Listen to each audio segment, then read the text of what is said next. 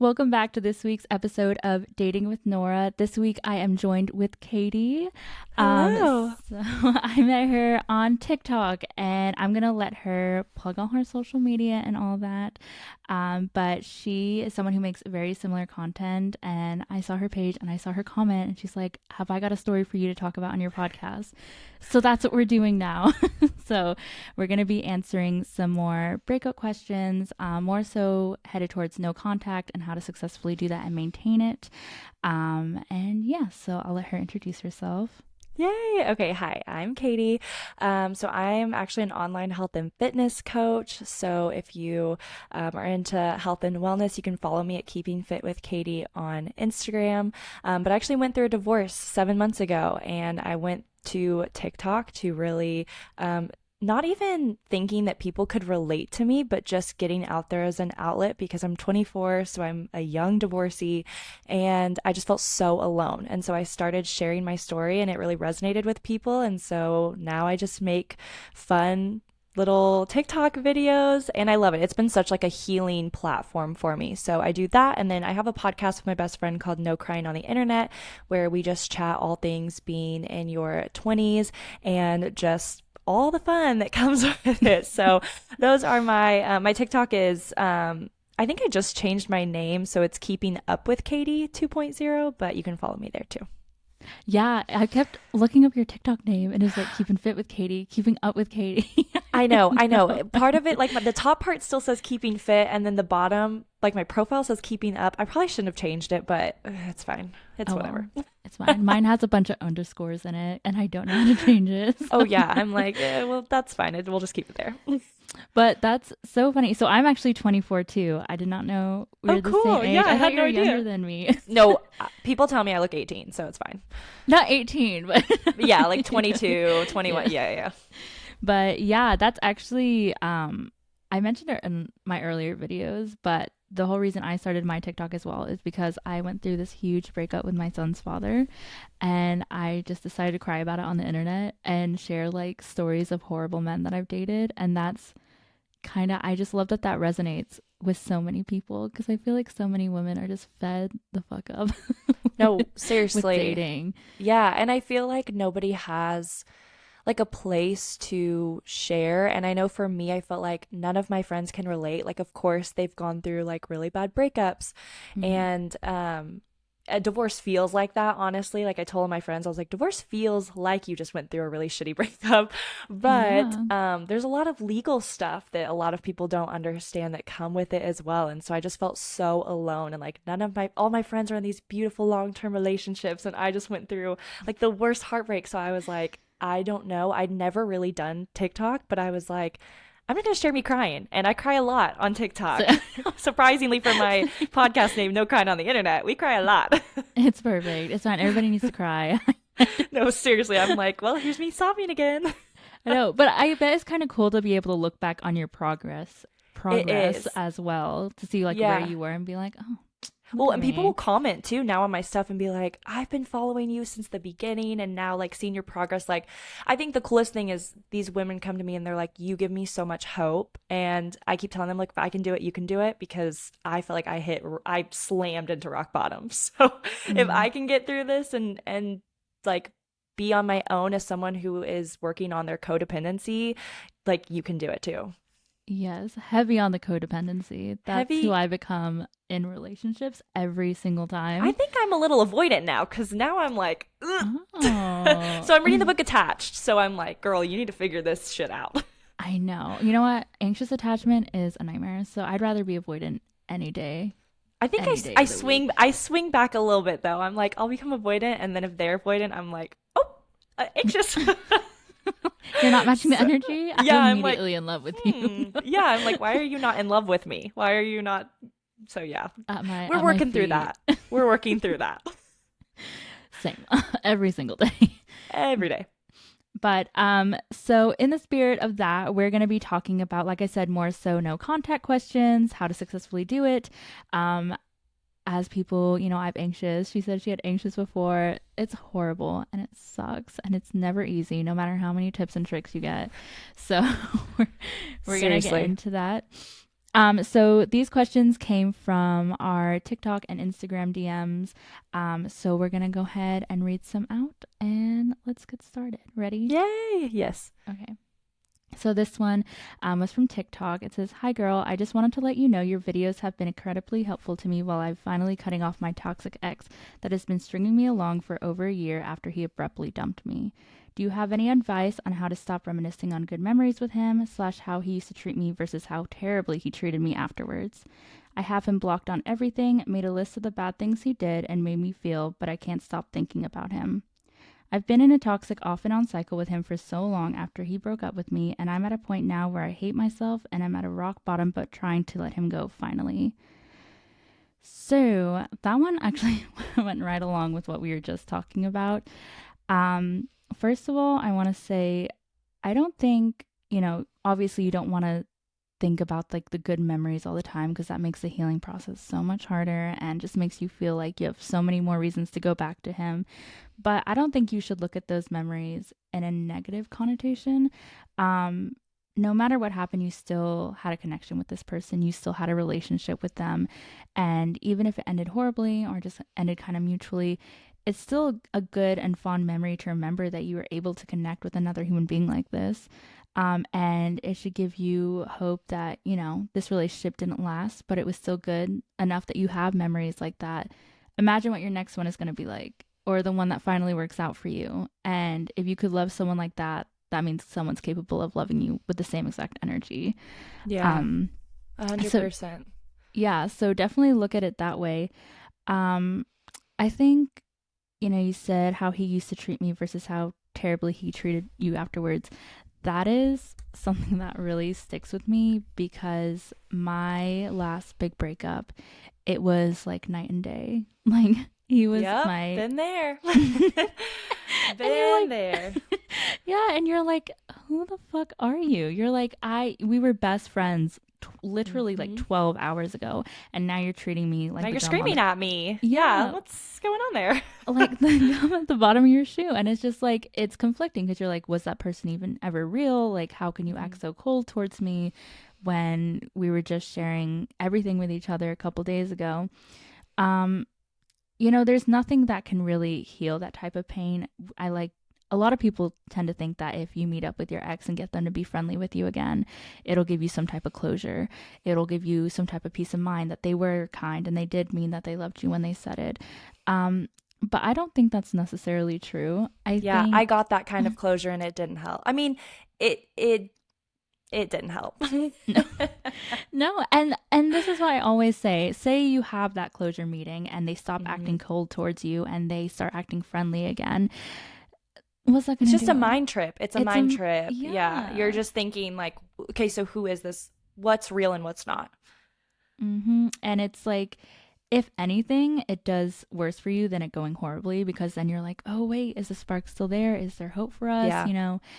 And like I said, like if they're gonna be an asshole, they're gonna be an asshole, and Yeah. pay attention to that behavior because who somebody is before you make it official in the relationship and who they are afterwards is very telling to who they really are the entire time. Oh, 100%. And I think Mm-hmm. too, like knowing, so for me, one big thing that really, really helped was, well, two things. One was flipping that perspective back on me. So knowing that, okay, I'm still thinking about them. I think it's okay. Like, I have a weird perspective, maybe, but I think it's okay that you can't just, you're not going to be able to just flip that switch and stop thinking about them. I mean, you Mm-hmm. spent however many years with them, you spent every day talking to this person. It's going to take a while. It's just that detachment. I think, though, flipping that perspective back on you, though, and okay, how can I grow? How can I be better? What am I learning? Like, really flipping it anytime you start thinking about them, because we are, this maybe is like sciencey, but we're just trying to make new neural pathways in our brains. Like our neurons are always firing. And so making those new neural pathways of, okay, instead of every time you think about them, start thinking about yourself. What can I do better? And I know she said, like, I've hit rock bottom. Um, but just try and do anything for yourself. Another thing that I think helps me is, okay, what like I know specifically like for my ex probably didn't heal from some past trauma. And that's a lot of people I think haven't healed from past childhood trauma or whatever it is. And so thinking about it Mm-hmm. like that, like okay, he hasn't healed. And that's clearly very telling now. And so thinking about it like that too, it has nothing to do with you and your relationship and has everything to do with him and who he is like as a person. Mm-hmm. A lot of the times, when to add on to that, when people treat you poorly, it's a reflection of themselves, It really and is. either they're not happy with themselves, they have, like she said, some past trauma, um, and I think it's also important to remember that they're hurting in their own way. Hmm. Um, and we'll touch base on this a little. I think we have another question kind of more relevant, but Yeah. um, they're dealing it with it in their own way. And, there's different attachment styles, there's different ways people process things. For me personally, I would, after a breakup, I'm on the floor. I don't want to talk to anybody. I don't want to eat anything. I feel like throwing up at the Hmm. thought of a dating Yeah, app. same. Literally same. and and my ex was on Tinder going on dates a week later. And to me, that was frustrating. And I was like, how dare he? Did I not Hmm. mean anything to him? And, he's allowed to do whatever he wants. He's allowed to heal however he wants. It Yeah. doesn't make him the villain. It just means we process things different ways, and it doesn't take away from the relationship that we had or that you two had Yeah. either. Yeah. And they're typically running to the next thing, the next person, because they don't want to heal. So knowing Mm-hmm. that you're doing it the right way and you're healing in the best way that you can. Yep. And last thing I did want to mention, saying that you've been in a toxic off and on cycle with him for so long. Um, I don't, I never know what toxic really means because Hmm. it can mean a lot of different things. But depending on your situation, I would look into trauma bonds and how they Yeah. form, why they form, and looking at it, like I think Katie said, in a more scientific scientifical way. Sometimes it does help to like um, break it down that way because you fully Hmm. understand why I'm feeling this way. You're not feeling irrational about your feelings because a trauma bond is something so incredibly powerful, especially after being in a Yeah. toxic relationship. It leaves you still wanting the person even though they treated you horribly or brought you to the darkest point of your life, or and you still want that person. So I would suggest looking into that, and for me personally that helped me a lot, being able to rationalize why I feel the way I do and being able to walk away and feel good about walking away Yeah. from certain 100%. relationships. And then, of course, therapy, if you're not already in it, that helps so much too. Just having that Mm-hmm. unbiased support is everything. I mean, I went to therapy like 3 times, like a week as I was going through my divorce. So having that unbiased opinion and someone who can build you up that knows you but isn't in your life fully, I think helps. But as far as like being hitting rock bottom, just surround yourself with good supportive people if you can, friends, family, any of those people. And you might not feel great right now, but just know that you'll get 1% better every day, and then there will be a day where you'll look up and see the light at the end of the tunnel. Absolutely. And you shouldn't, you said you hate yourself for where you're at. You shouldn't. Every Mm-mm. every emotion that you have is very valid. It's all part of your healing stage, and your body is required to feel them all in full effect to heal properly. Breathe the Body Keeps the Score. That's a great book. Hmm. So if, let yourself grieve, let yourself Hmm. mourn, let yourself go through, do you need to lay on the kitchen floor and sob? Do it. Do it, do please. do it. Do you need to drink wine with your friends and just sing songs and act ridiculous? Dance. Yeah. Do it. Do what you need to do. I look like a crazy person going through my last breakup. If somebody had a video camera in my living room, I would look psychotic. Oh, I literally could not be alone for the first like 3 months. Like I was hopping from person to person, just spending the night at Mm-hmm. anybody's house that I could. Like I'm one who my best friend and I were talking actually, and she was like, "I want to be alone when I'm going through something," and I'm like, "No, I have to be like literally, I will be glued to your side for 3 months if I could." And I did. I hopped from friends to family to anybody No, because I felt like I could not stand up by myself. Like I wasn't strong enough. So like really lean on that family and friend support if you have it. yeah. So, yeah, you got this. Cool. It's gonna get better with time. It will. It will get so much better. Okay. Going through. one of my questions. So, one of my TikTok followers said, "Hey, currently going through a divorce. How do you keep going forward, especially when you're in an area when you have no family and friends since you moved here for him?" He also asked for a divorce days before our 1 year anniversary, which I can highly relate. My ex handed me papers on my 1 year wedding anniversary. Oh, He just wonderful. slid those over. He had no idea what the day was. And so I really can relate to that question. Honestly, though, as far as just no family and friends, that's hard for me because, like I said, I did rely so much on family and friends. But whenever I was alone, um, like I had my headphones in constantly and I was listening to motivational podcasts, motivational audiobooks, anything that could help me. I was really, and I still am really focused on growing myself. And so that's one thing. If I was alone, I constantly had headphones in and either like uplifting music or just podcasts.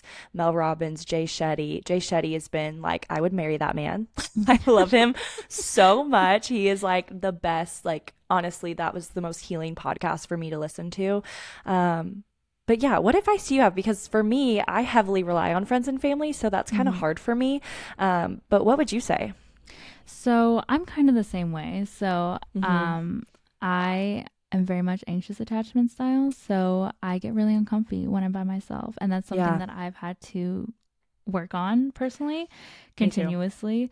Um, but as far as going through it alone, I I really think you need to just lean into starting to love being alone, and that means Yeah. pushing yourself out of your comfort zone. Something I always suggest, whether that be through my comments or clients or friends, journaling Mm-hmm. is so powerful. And if write down anything you feel, any if you're mad, write it down. If you're sad, write it down. If you're excited to do something that day, write it down. It makes you kind of like rely on yourself and give you a routine of kind of being your own friend and being your own support Yeah. system. And not only that, but being able to look back, a month into your journal and where you were then and where you are now. And that's insanely encouraging. Mm-hmm. And you won't even realize it until you are able to look back at it. Take yourself out on dates, do stuff, Yeah. get excited about being alone. We tend to look at breakups in a negative connotation, that there can be no good, which, they suck. Nobody wants to be divorced. Nobody wants to Mm-hmm. be going through a breakup. Nobody wants to be Yeah. uncomfortable. But I think there's a celebration in it as well, because you can learn to really discover yourself again. And it's a new chapter. And the Yeah. possibilities and doors and everything just open wide for you, like you have Mm-hmm. so many other options and so many things you can do now.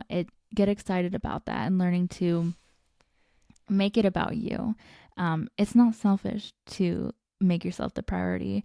And I feel like a lot of people feel selfish when they're thinking, oh, it's only about me. Make it about you. Make this about you. Do what you want to do.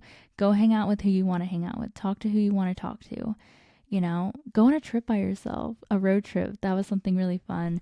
I want a Um, solo trip so bad. I want to do a cruise, but I'm a little nervous to solo cruise.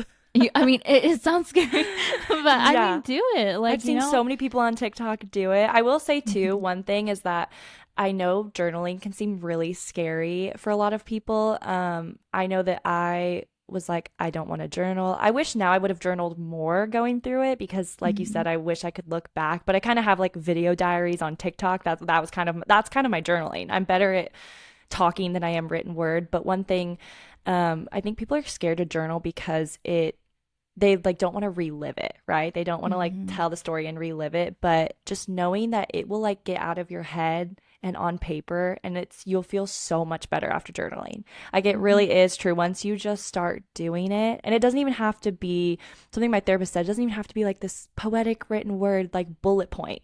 Like I feel mad, I feel sad, like I feel whatever, and that really helped me because I felt like it had to be this perfectly written sentences and I was going to be graded on it. But no, just like journal whatever comes to you. mhm. Just word vomit it. That was the first couple weeks after that breakup last year. It it looks like scribble, but it was just word vomit. It was everything I was feeling, and just to kind of like physically get it out and on to somewhere else other than in my mind is just very refreshing, Yeah, and it's very therapeutic as well. 100%. Um, cool. That's all I have for this one. Okay. Okay, so the next one we have comes from TikTok again. She says, "Hey, I've watched your videos consecutively and kind of have a question. What if they ask for a break for them to find themselves and heal, and they promise you that when they heal, they will work on our relationship, but begin giving the uncertainty that fixing us is more like an option that who knows it's going to be fixed or not?" I call bullshit. Yeah, I uh, I just don't like breaks. I don't think breaks are I think it takes a lot more for a person to heal than just a few weeks or a few months or whatever. And I also think like why would they need a break to do that? And mm, also why have they not been pushing for a better relationship from the start? You know what I mean? There's so many I guess questions and things that I'm like, I just don't really believe in breaks. I think that if you want to take a break, that's just my personal opinion though. It's just I I just agree. don't love breaks. Like I'm like a one and done though. Like if I have gone back to exes before, but it's never worked out for me. So it's like you are taking a break for a reason, and also if Mm-hmm. he's already being uncertain about things, like no. Goodbye. Mm-hmm. I actually just made a TikTok video about this, which got very controversial comments. But I I haven't seen think, that one yet. You pop up on my For You page like literally. I follow you, but you also still pop up on my For You page all the it's time. the grind. I'm like, girl, there she is. No, but I made just a similar video talking about how, I don't think needing to find yourself is a valid reason to break up with somebody. No, I think it's an excuse. it And is. I also think there's a difference between breaking up with somebody to find yourself and grow, and letting them do whatever they want and you go on your healing journey, whatever you need to do, and telling someone that you need to go find yourself but you'll be back. I think that's really mean, and I think Yeah, like wait for me. Like I'll be over here, but like and doing whatever, but like wait for me. It gives so much false hope to the mm, person when you could already be healing. Like say they wait 3 months. Well, that's 3 months that you could have already been healing and growing and doing your own thing. But in the back of your head, you're like, okay, but they'll be back. Oh, that mm-hmm. is mean. You're right. That's or mean. or they want to go grow and heal but and do whatever they want, but you need to be in the house waiting for them, being Yeah. loyal. Absolutely not. Okay, No. absolutely not. First of all, I'm a full believer that if you need to find yourself and heal, because humans are ever evolving and we always have other life journeys and healing and Hmm. progression going on at all times, you should be able to do that in your relationship, because if you Yep. can't do it while in a relationship, you are never going to have a relationship that lasts more than a year. I'm sorry. That's Yep. that's my I just personal read a opinion. book called Single on Purpose by John Kim, and it talks about this. So it talks about how you can be single and finding yourself, but you should be able to do that in a relationship. So Mm-hmm. maybe to the follower who said this, maybe read that book too, because it was really helpful for me. And it's not like an anti relationship book, but it's very much so just like, it's kind of like, wake the fuck up. Like he's very Mm-hmm. like he's very blunt with everything, which I personally I need that in my life. So maybe read that book because it really helped me. But yeah, I think you should be able to do that in a relationship 100%. Mm-hmm. Yeah. So I would say, let him do what he wants. Let him go find himself, whatever that means. Let him go heal. Um, but move on. you Move know, on. let Yeah. him. Everybody's capable of doing whatever they want. But if he does that, I would say move on. Don't put your life on hold for him. No. Don't close yourself off from other relationships blossoming or possibilities. Um, and if it's meant to work out, you two will find each other again. And if not, life goes on. It really Life does. goes on. And there are 7 billion people out there on this planet. I think that that's something that has helped me too. It's like and I don't know about you, but I also am like spiritual and so Mm-hmm. and religious, and so that's something that's helped me a lot. Is like, okay, my life, like yes, I have free will, but my life's been planned for me. So all I got to do is work on myself. I think that that's something something that just really helped me, and I know I've already said this, but just reiterating it, if you flip that perspective back to yourself and think, how can I grow? How can I be a better human? I really do think like abundance and the universe will like reward you for that. Mm-hmm. For I sure. agree. I agree. Cool. Okay, so this one is a little bit longer, but one of my TikTok followers said, I'm thinking about leaving my husband. We got married a year ago. Therapy isn't helping. He keeps lying to me and has been for over a year. I've asked him to stop and he won't. I don't know what to do anymore. Any and all advice is appreciated. We do have two kids, and I don't want them thinking that this is what marriage is, which I think I have a lot of opinions about this That's because heavy. that's heavy. It's heavy. And I think Yeah. that I don't want to assume, but I also don't, I agree. I don't really, not that I'm like, I don't want her kids thinking about that because that's not my life. But I do Mm-hmm. think also at the same point, it's like you don't want your kids to grow up and have any kind of childhood trauma. You know what I mean? That they're going to have to heal from. And so I am definitely the believer that, like, as a kid, I would rather see my mom and dad happy than together and fighting. And that's just me. Mm-hmm. That's my personal opinion growing up from like parents who are divorced. No, I agree. I also think that kids are a lot smarter than we think they are. And kids pick up Hmm. on They're everything. intuitive to Mhm. feelings. They Definitely. know they know if mom's hurting and not happy. They know if dad's hurting and not happy or angry. Hmm. They just know. And you know, I think you're in therapy and nothing's changing for what she say, a year she's in therapy with him. She didn't say how long therapy, but just therapy isn't Um helping. But they've been married for like a year and a half at this point.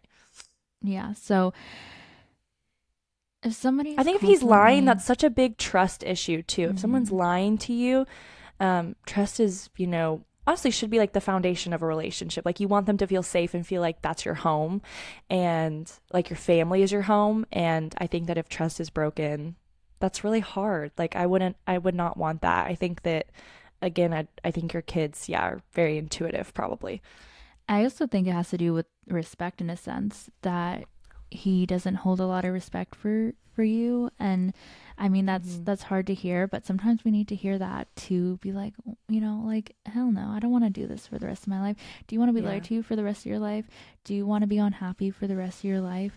And marriage is a very serious thing. I'm not saying it's something that you should just, call quits on very easily or just give up, but you also have to prioritize yourself and your mental Yeah. health. And, life is long, but it's also very short. And you deserve to be happy and have somebody who loves you and respects you enough to tell you the truth and isn't gonna need isn't gonna need you begging for them to act right because they're gonna want to do it because they love you.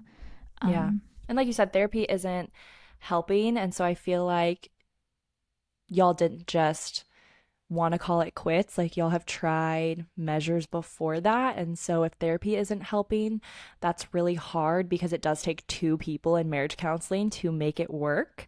And it takes two people in a marriage to make it work and in a relationship. And so if they're not mhm. willing to put in that same effort, then yeah, I just think that's a respect thing, like you said. Yeah, that one was Cool. sad. Okay. Yeah, that one was sad, and we're sorry to hear that you're going through that. Like, and I'm sorry to hear any of you, any of I y'all are know. going through that. I know. I message all my followers like, I'm like, I'm so sorry that you're going through this. It's hard, but I feel like honestly, now that I'm on TikTok, I'm seeing that like everyone goes through one big horrible breakup or divorce or whatever. It's character building. Have your heart ripped out of your No, chest. seriously, I'm like, it's God. for the plot. Yeah, the plot is The me being plot. destroyed Yeah, I'm like, great. constantly. No, seriously. Okay, so this next question comes from my TikTok again. It says, my ex and I broke up for almost 3 months now. Ever since we broke up, he never showed any sign that he's sad about it or affected by it. Worst case is we work together too. We try not to chat unless needed, but lately he's been showing signs, or maybe I'm delusional. He broke up with me because he said he's not sure what he wants right now and I'm too committed. He's not ready for a relationship. Just reason after reasons that I wasn't honestly expecting. Yeah. I think he's stringing you along. I think he's Yeah. liking the attention for sure. And I know that's hard to hear. I kind of came at that very blunt. But I think that if he's telling you one thing and his actions are another, you need to run, because I think that he's stringing you along for like, I feel like egotistical men too, like they want the attention and they want you to come back. Hmm. He wants to know that you'll keep coming back. And so the second that you don't, I think that that's going to prove a really hard point for him, but you have to stick with that. You have to not go back and not ever go back. Absolutely. And also, when has somebody being too committed to you ever been a problem? Isn't that what everybody isn't that what Yeah. everybody wants? If somebody said that to me, I'd be like, okay, so you want to sleep around? Go for it. Like, No, seriously. and you know what Katie was saying, egotistical men thrive. They literally get their energy off knowing that you are wrapped around their finger. Hmm. And they like knowing that they have somebody who's always going to answer their call no matter what they do. And I think it's time to set some firm boundaries here because, you know, it sounds like you're still invested and you're confused. He's taking up too much of your energy and your time. And, you know, this might sound blunt as well, but he's told you where he's at and he's made it pretty clear. And so allowing him to keep messing with you and your feelings is not something we're going to keep entertaining because it's like I said, it's too much energy, it's too much time, it's too much of your emotions being spent on this person who does not respect you or your feelings, when you could be investing that into yourself, um, and making yourself healthy to find somebody who isn't scared of someone who's too committed.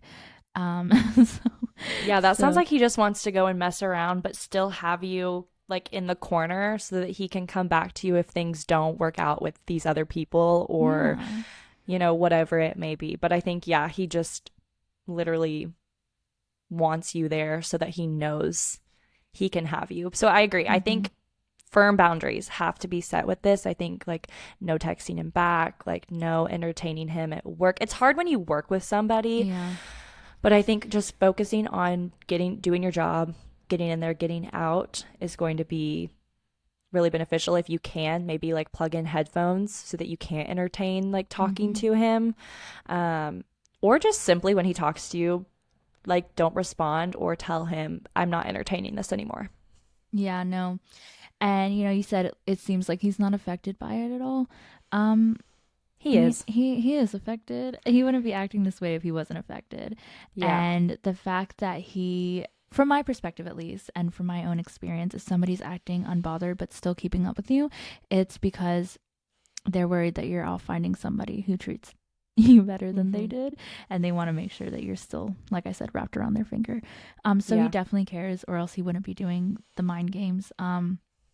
And also, they take forever. Like, I feel like we go through things immediately while men, it takes them longer. So maybe in Absolutely. 6 months, that's when he will start feeling really sad. And also, he's egotistical, so he doesn't want to show you that he's sad. He'll never show you. It'll all be behind closed doors, And if you know what I mean. and it'll all be a game too. It's never gonna Hmm. be just, you know, what a healthy relationship should be. People that have a high ego and play games with people, um, tend to be very manipulative and always are going to be one step ahead of you. And it's Yep. just something not healthy to have in your No. life.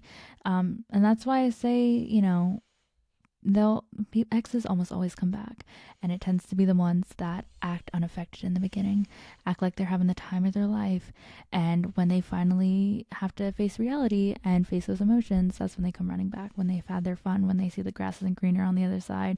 I always joke around about like exes getting on Tinder and realizing they're not the hot shit that they thought they were, and that's when they'll be back, and that's when you need to keep that door locked because we're not Yeah. anybody's backup plan. We're not anybody's second choice.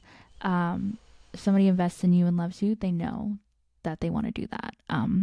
And we're not going to be the second choice because hell no. No, No, yeah, no. and start investing that time and like love and energy into yourself. Like be too committed for you. Like make yourself that commitment, and I think Mm-hmm. that that will really really help. But yeah, it's just time to like set firm boundaries. Mm-hmm. Yeah. Cool. Alrighty, I think last question, and we'll kind of dive into this. But one of my TikTok followers said, I've seen most of your videos, but wondering if you guys went no contact after divorce. And no contact is a very, very big topic in breakups and divorces. And personally, in my relationship, we did. We went no contact pretty much immediately. Mm. We spoke a couple months after our divorce only because I had to get things from him. And it was a terrible time speaking to him. Like, I didn't realize how much peace you feel after you go no contact and you don't talk to that person for several months, and how anxiety ridden I was to see his name pop up on my phone. Um, but yeah, I'm a firm believer in no contact. What do you think? Yes, I love no contact I for love it. many, many reasons. I think not only is it beneficial, um, to, for your ex or whoever is being silent or giving you the silent treatment, to miss you and to actually feel the effect of your absence. It's effective for you as well because you have time to reflect, you have time to separate, and you have time to really, sometimes our mind erases things for protection purposes. Hmm. Um, and when you are separated from that person, it all comes back and it can really Yeah. give you time to be like, what the fuck was I doing with this person? I, from personal experience, like I said earlier, I have anxious attachment. So no contact is like my worst nightmare when I love somebody. And I remember the first week being just absolute hell. It was really, really, really, really hard. And I woke up crying and I went to bed crying. And I just, and my ex seemed unaffected. It seemed like just another day to him. Um, and then the second week is when things started coming back to my memory. And I really got that reflection of like, you know, there are things that happened in this relationship that were very hurtful and very blindsiding to me. It gives you a lot of reflection time and time to think about, your faults, their faults, and if you even want to get back together with this person at the end of the day, because immediately when you go no contact, the only thing you want to do is hear from that person. You want to see them, you want to hear their voice. You only tend to think about the good memories, not the bad ones. But when you get further down into it, that's when reality kind of hits and you really look at the relationship for what it really was and not what you were thinking of and elevating it as in your head. And it can also bring a lot of peace of mind when you get to that point, if it was unhealthy, if it was toxic, um, to really think like, yeah, no, that wasn't great. And I'm doing Yeah. okay now. And it hurts, but I'm doing okay. I'm alive. I survived and I can move on with my life. So I always tell people no contact is best. Yeah, I think too, knowing that, I think a lot of the times we're like, oh my gosh, we miss him so much. And yeah, that's probably true in the beginning, but also you just miss the attachment. Like, it's all Mm, about just detaching from the situation and from the person. Like, yes, you might miss them in the beginning. I feel like no contact was, that's the thing. I don't really remember the texting part being that hard for me in the beginning. I do remember like anytime I did get a text, I would like see if it was my ex, but I also know mm-hmm, my ex is very like black or white, and so I knew like, okay, if he decided to divorce me, like I'm not getting a text from him. And so I had to like mm-hmm. tell myself that. And so I feel like it took me though probably 3 months to really start getting those memories back of like, okay, these were red flags. Like, Yeah. I did get love bombed in the beginning. Like, I started to like really realize like, okay, these were all red flags in my relationship and I just covered them up back in the day. Yeah. But I do feel like just, telling yourself, I don't know. I think to me and to my family, I was always like, I miss him so much. And I started to really realize it's not about him. It's about the attachment I had to him. And now I'm just learning to detach. And I think that's hard when you're codependent, but something that is Mm-hmm. so worth it. But yeah, I think no contact is like the best way to heal. Um, and I think it's one of the only ways that you can truly like detach from someone. Yeah. And to add on, like, it's the comfort zone. Everybody likes their safety net. Everybody likes a Yep. routine. I love routines. I love lists. I love knowing Yep. what's Me going too. on with my day.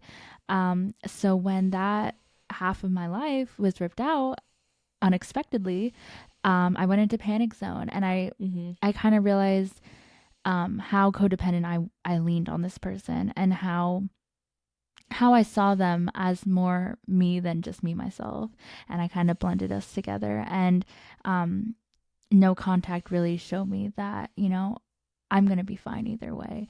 And, I was a person before the relationship, and I'll be a whole person after the relationship.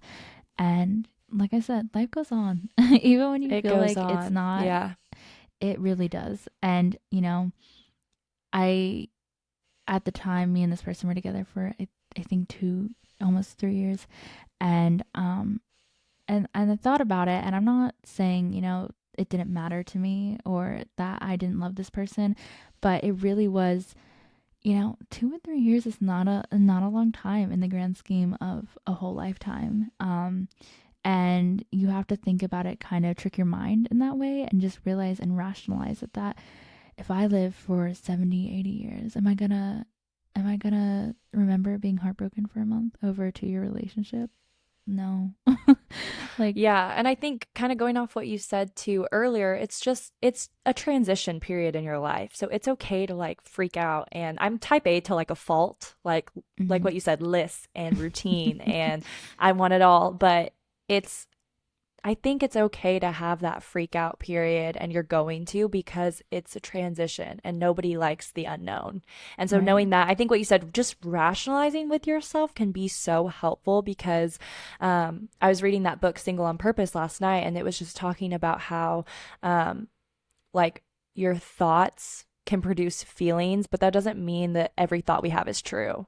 And so, kind Mhm. of like tricking your brain, like you said, and just rationalizing as much as possible, because those same thoughts will produce the same feelings, but tricking it and coming up with a new thought is going to produce a new feeling. Absolutely. But I do want to say we're gonna do a follow up episode, where we're gonna dive more into no contact and how to be successful with it, and kind of what helped us, getting out of long term relationships. And then Katie, I would love for her to share her own personal story about her healing journey, and how she's gotten through it, is continuing to get through it, talking about dating after a long being with someone for a long time and then going Yeah. through a breakup. That's a whole nother world, and it's Whole nother terrifying. world. Yeah, it's literally terrifying. And maybe some like little narcissism dabbled in mm, there. A little narcissism I talk dabbled in I've there. been waiting for this.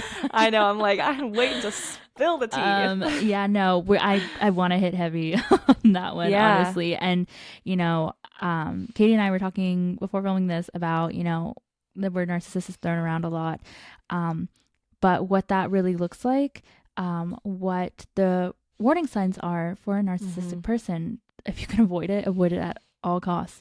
and Yeah. Please and run the opposite way and immediately. yeah, and kind of like processing the trauma that kind of relationship can have on you, and getting out of it, and the healing process, because that is a whole, adding narcissists onto the stage of a healing after a breakup is a whole nother journey in itself.